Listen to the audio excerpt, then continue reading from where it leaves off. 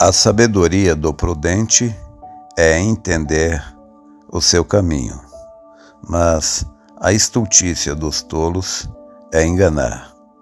Provérbio 14, verso 8.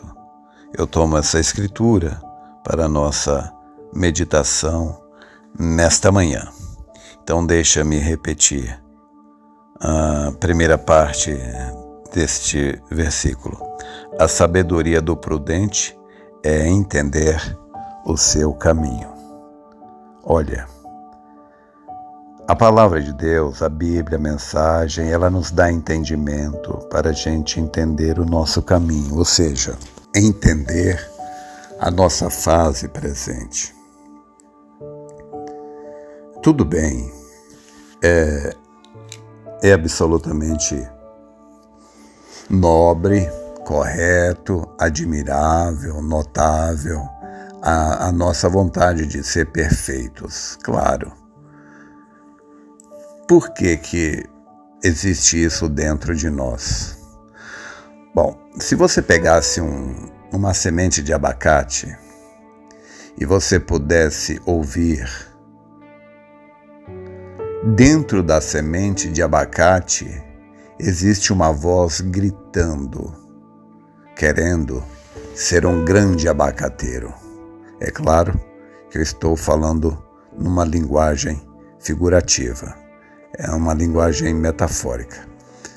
Então, dentro de cada filho e filha de Deus, que é uma semente, uma representação, uma descendência de Deus, é claro que se Deus é perfeito, Deus é mais do que perfeito.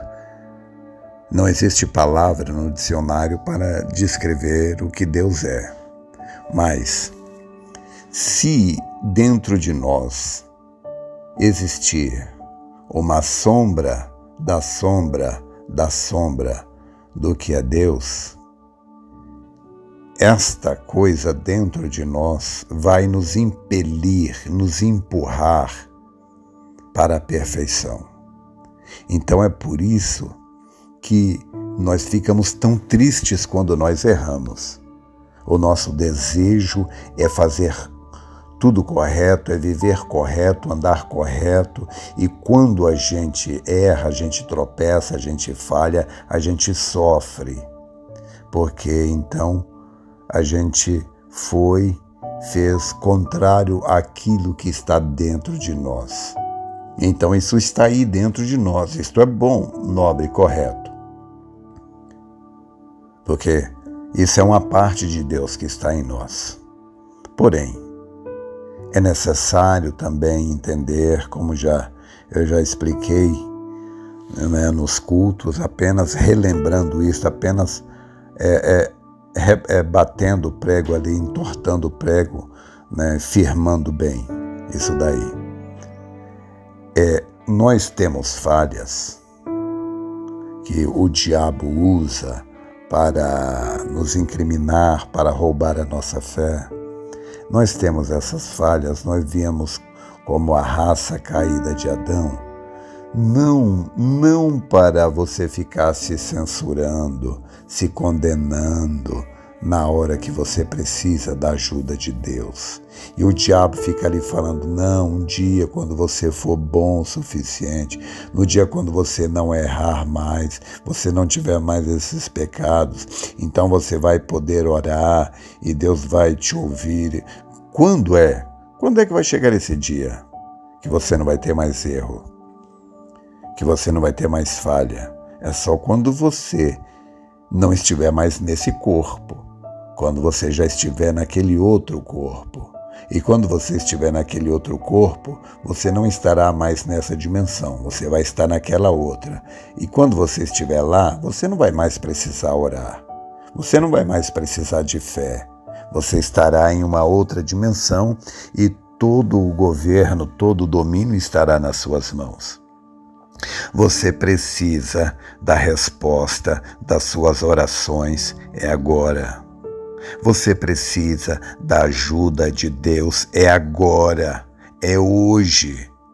Não é para amanhã, como se diz, olha, eu estou precisando disso, é para ontem. Então, você não vai se tornar filho de Deus daqui a 1 ano, daqui 2, daqui 3.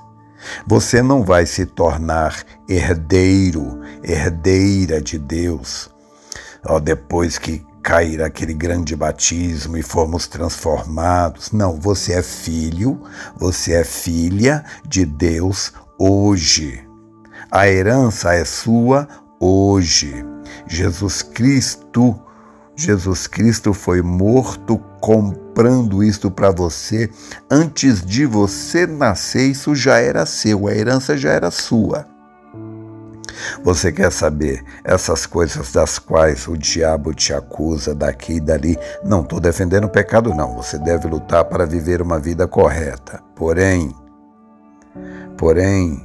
veja o que o profeta diz na mensagem Unidade, parágrafo 33, com relação a seus erros. O profeta disse, olha, erros e falhas você sempre terá. Então, se você for ficar esperando o dia quando você não vai ter mais erro nem falha para que você possa crer na sua oração, então você nunca vai crer na sua oração, porque erros e falhas você sempre será. Agora, não tem como eu não voltar para Romanos capítulo 4. Lá diz, ora, creu Abraão em Deus, e isso lhe foi imputado como justiça. Ora, aquele que faz a obra, não lhe é imputado galardão segundo a graça, mas segundo a obra. Mas aquele que não pratica a obra, mas crê naquele que justifica o ímpio, a sua fé lhe é imputada como justiça. Assim, também Davi declara, bem-aventurado o homem a quem Deus imputa a justiça sem as obras, dizendo, bem-aventurados aqueles cujas maldades são perdoadas, cujos pecados são cobertos. Bem-aventurado o homem a quem o Senhor não imputa pecado. Eu sei que foi alguns versos, uma leitura um pouco longa, mas deixa eu esmiuçar aqui um pouquinho para você. O que Paulo está falando é o seguinte, aquele que faz a obra, aquele que consegue ser perfeito, então não lhe seria imputado galardão segundo a graça, mas segundo a obra. Então, seria isso assim, olha, se você conseguisse ser perfeito, então você receberia o galardão, iria para o céu, não de acordo com a graça, a misericórdia de Deus, mas segundo a sua obra. Então assim, você seria salvo e Deus não estaria fazendo mais do que obrigação em te salvar, afinal de contas você foi perfeito. Agora o verso 5, ele diz, mas aquele que não pratica, ou seja, aquele que não é perfeito, nenhum de nós é perfeito, mas crê naquele que justifica o ímpio, você crê que Jesus Cristo morreu na cruz pagando o seu pecado? Então Paulo diz, então a sua fé lhe é imputada como justiça. Por isso a Bíblia diz que Jesus Cristo foi feita a nossa justiça. O profeta diz que quando você ora, Deus nem vê a você, este homem pecador, essa mulher pecadora. O que Deus vê é a representação que você tem diante dele. Você sabia que você tem uma representação diante de Deus? O que é? Eu tenho uma representação diante de Deus, pastor? Como assim? Sim, é isso mesmo, você tem uma representação de Deus. O que é isso? É o Cordeiro de Deus que tira o pecado do mundo. Ele está lá, sangrento, imolado. Deus está lá, no trono sangrento, lá intercedendo por você. Ele está no trono do Pai, sangrento fazendo intercessão por você. Quando você ora, você pede algo a Deus, e o diabo vem falar que Deus não vai te ouvir porque você errou nisso, você errou naquilo. Isso é uma mentira do diabo. Deus nem está vendo isso daí.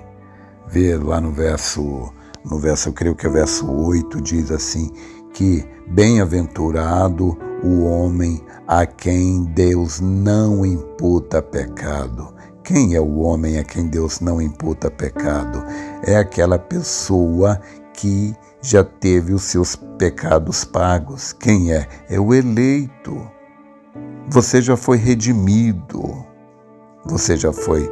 É o que Paulo disse. Aos que amou, a esses também justificou.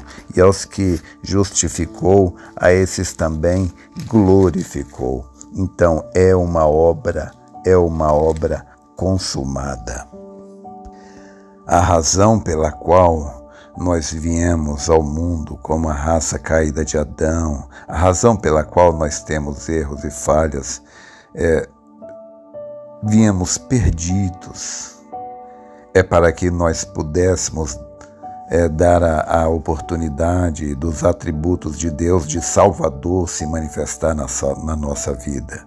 Nós tínhamos que estar perdido, o homem tinha que estar perdido para que Deus pudesse ser Salvador. O homem tinha que estar em pecado para que Deus pudesse dar o perdão. O homem tinha que estar enfermo para que Deus pudesse curar. Tudo isso, esses atributos estavam em Deus. De ser Salvador, de ser curador, de ser libertador, consolador, ajudador, de ser Pai. Ele queria ser pai, mas para ele ser pai, ele teria que ter filhos. Então somos nós, a raça humana, que damos a Deus a oportunidade dele manifestar os seus atributos. Se você não entende isso daí, o diabo usa os seus erros, as suas falhas, para roubar a sua fé. Ele fala, não, Deus não vai te ouvir, não. Você fez isso, aquilo e aquilo outro. Olha, que fique bem claro uma coisa. Não há nada que você possa fazer para que você se torne digno, merecedor da bondade, da graça, da misericórdia de Deus. O diabo quer falar, não, quando você fizer isso, quando você fizer aquilo, quando você for consagrado assim, dedicado assim, então Deus, você vai orar e Deus vai te ouvir. Você nunca vai se tornar digno de receber resposta da oração a Deus. Deus te ouve porque Deus é misericordioso e porque você é herdeiro. Não importa. Se um homem ele pode ser o maior beberrão do mundo, disse o profeta. Se o pai daquele homem morrer deixando uma herança para ele, não importa que ele pode ser o maior vagabundo, pode ser o maior beberrão, mas ele é filho, ele é herdeiro. Então, quando nosso Senhor, o Rei da Glória, morreu na cruz do Calvário, ele nos deixou uma herança. Se você merece ou não, isto não tem nada a ver. De todos os modos, a herança é sua. Então, a sabedoria do prudente é entender o seu caminho. Provérbio 14:8. Deus nos enviou um profeta para que nós pudéssemos entender a nossa fase presente. Nós tínhamos que estar caídos para que pudéssemos ser levantados. Nós tínhamos que ter cometido erros para que pudéssemos ser perdoados, para que os atributos de Deus se manifestassem na nossa vida. Estou advogando o pecado? Claro que não. Estou te incentivando a pecar? Claro que não. Tudo que você plantar, você vai colher. Mas você deve entender que estes erros e falhas você sempre terá. A coisa a entender, a pessoa que agrada a Deus é aquela pessoa que Hebreus capítulo 11, verso 6 diz, ora, sem fé é impossível agradar a Deus, porque é necessário que aquele que o busca creia que ele existe e que é galardoador daquele que diligentemente o busca. Então, você tem erros e falhas? Tem, mas é para que os atributos de Deus se manifestem em sua vida. Mas o sangue de Jesus Cristo te limpa e purifica de todo pecado. Então, quando você orar, não ore duvidando. Se você orar duvidando, você não agrada a Deus. A única maneira de agradar a Deus é crer que Ele existe e que Ele é galardoador daquele que o busca. Esta é a sabedoria do prudente e o entendimento do seu caminho, de acordo com Provérbios 14, verso 8. Espero ter te ajudado. Deus te abençoe.